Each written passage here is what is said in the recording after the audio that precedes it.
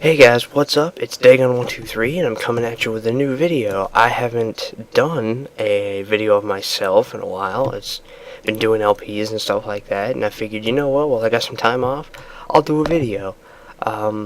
This video is going to be about my top 10 games of all time, across all systems, all platforms. I figured, I haven't done a real video in a while, and why not show people my favorite games since I'm doing LPs and stuff, and give people a little idea what my favorite games are. Now, generally, my games really aren't all that different from each other. I'm a huge fan of the big epic adventure story, so a lot of these will probably come together very well, and hopefully my lighting and all that is coming out, very well. Number 10 on my list is a Game Boy classic. Everybody loves these games. Everybody's still playing these games, all their sequels, to this day. And, it's no wonder that this one would make it onto my list. And number 10 is Pokemon Yellow Special Pikachu Edition, which was released in North America on October 19th, 1999. Oh my god, Pokemon just exploded. I remember when, all of a sudden everybody had a ton of cards and was trading on the bus, and Red and Blue had come out, but, my cousin had gotten Red and Blue, I didn't have it, and I was so jealous, I had the cards and stuff.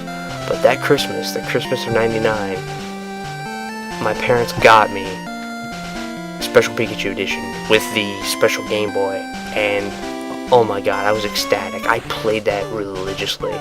It was the first Pokemon game I ever had.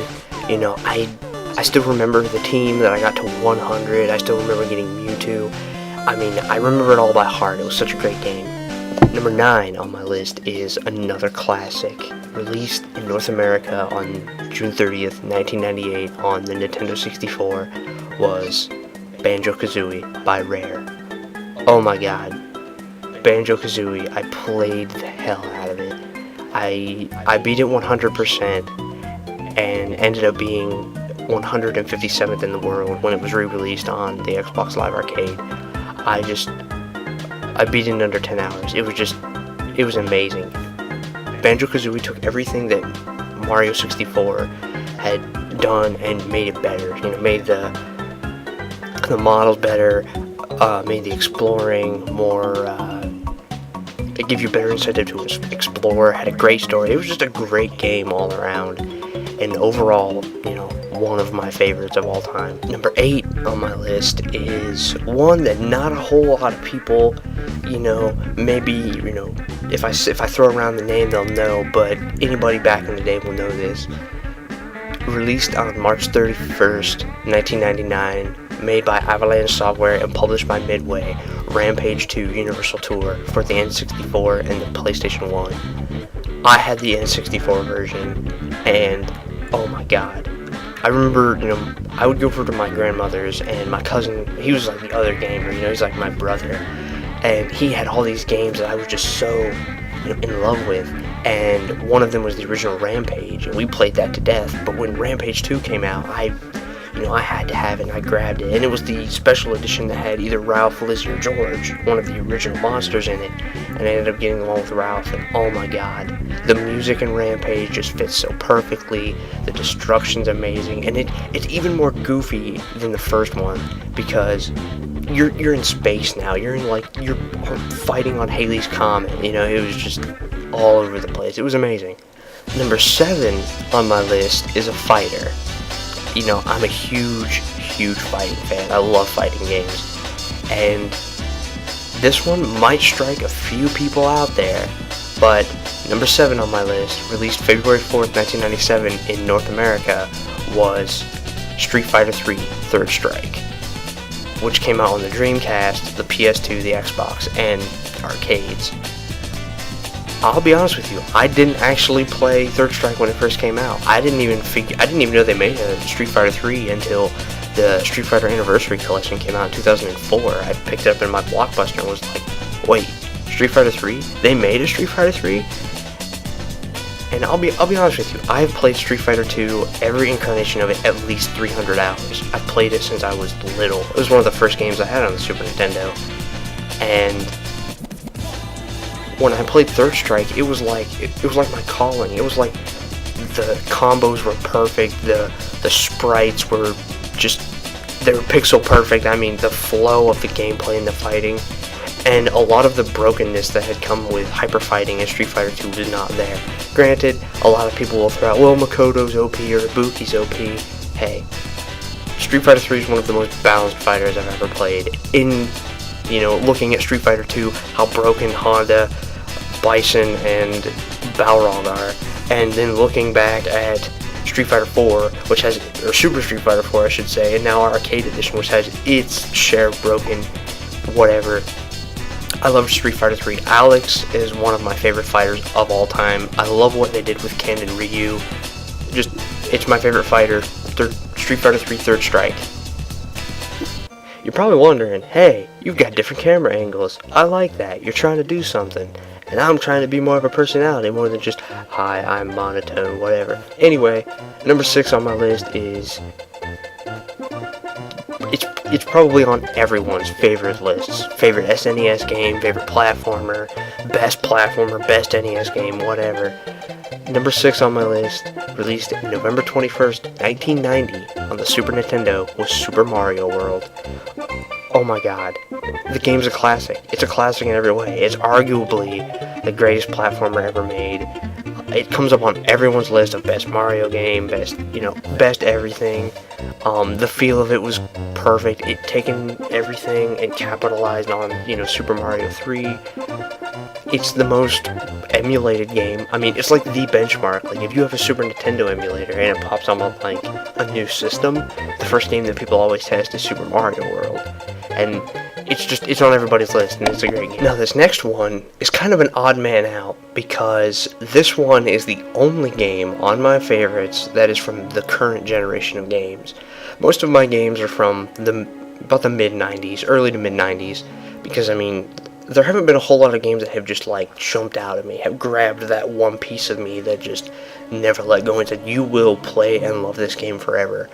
This game made a statement about that. Released October 28th, 2008, made by Bethesda, Fallout 3, which was released on Xbox 360, PS3, and PC. Today, a few hours before I made this video, I finished completing the game 100% for a second time on PC. The first time I did it on 360. Oh my gosh. Bethesda has never made a game that hasn't just, like, it hasn't been stunning. And when they took over the rights to Fallout, I had seen Fallout and I'd seen Brotherhood of Steel, but I'd never really picked up on it, Fallout 3, I mean, I'm a sucker for post-apocalyptic stories. Fallout 3, like, here's my expectations of post-apocalyptic. Fallout 3's interpretation of post-apocalyptia was better than what I had put my standard at, so my standard immediately became Fallout 3's.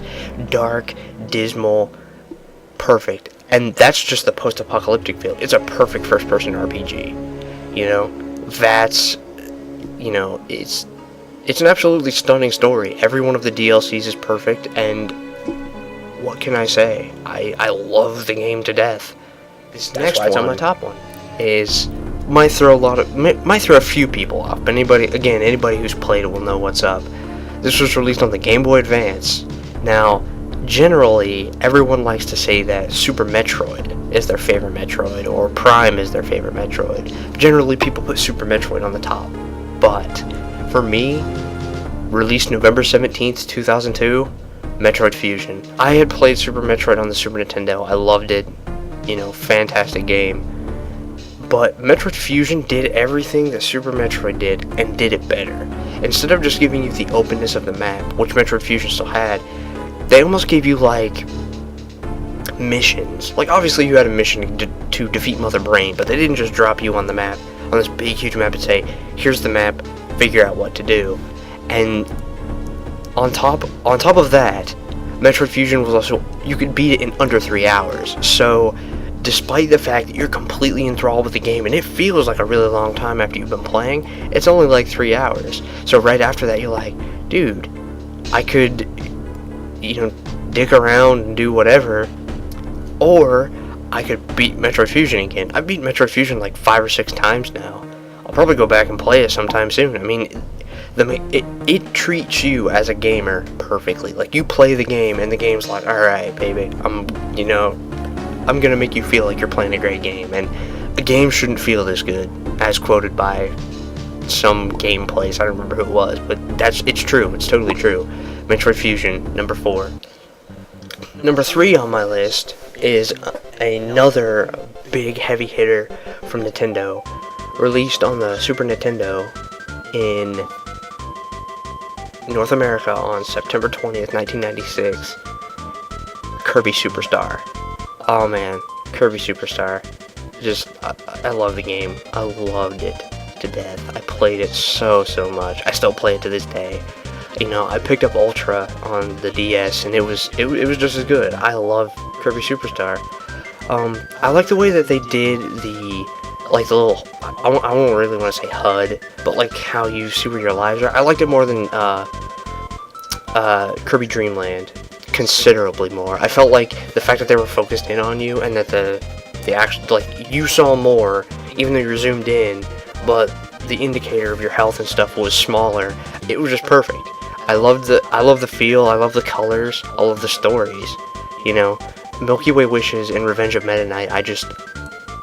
If I had to pick a game to be on a desert island, Kirby Superstar would probably be one of the top 3 that I picked. Fantastic game, great platformer, classic Kirby.